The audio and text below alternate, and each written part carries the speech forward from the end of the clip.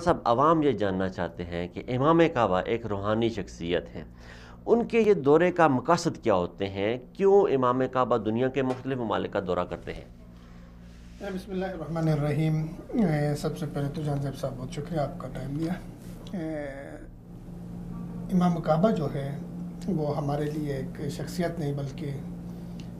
ایک ایسا role model ہوتا ہے پوری مسلم امہ کے لیے بالعموم اور پاکستانیوں کے لیے بالخصوص، کیونکہ ہم عقیدے کے ساتھ عقیدت میں بھی تھوڑے سے بہت جذباتی ہیں۔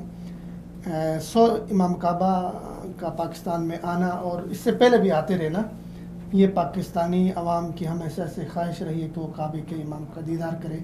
اپنی محبت کا ان سے اظہار کرے، اپنے تعلق اور عقیدت کا ان سے اظہار کرے۔ رہا سوال آپ کا یہ کہ یہ اس طرح کے دورے، ظاہر ہے اس طرح کے دورے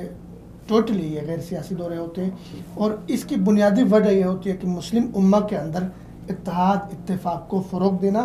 اور صبر اور تحمل کو فروغ دینا۔ جیسے کہ آپ اگر ڈاکٹر عبداللہ الجوہنی جو امام کعبہ پاکستان میں، ان کے جمعے کا خطبہ اٹھا کے آپ دیکھ لیں جو شاہ فیصل مسجد میں انہوں نے دیا، انہوں نے اخوت کی بات کی ہے، انہوں نے امن و آشتی کی بات کی ہے، انہوں نے بھائی چارے کی بات کی ہے۔ اس طرح ان کی جتنی میٹنگز ہو گئی، مثلا وہاں پہ پاکستان میں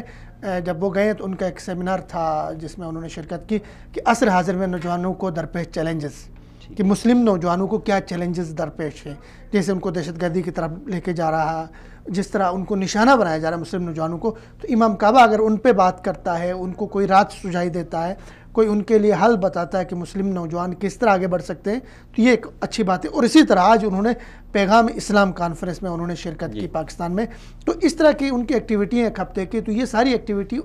ان سے تعلق رکھتی ہے کہ ہم نے اسلام کو کس طرح سمجھنا ہے، اسلام کی تعلیمات کو کس طرح سمجھنا ہے۔ تو کعبے کی اور کعبے کے امام کی مسلم امہ کو لے کے ایک بہت بڑی ذمہ داری ہے جس کو یہ پلے کر رہے ہیں۔ کچھ پاکستان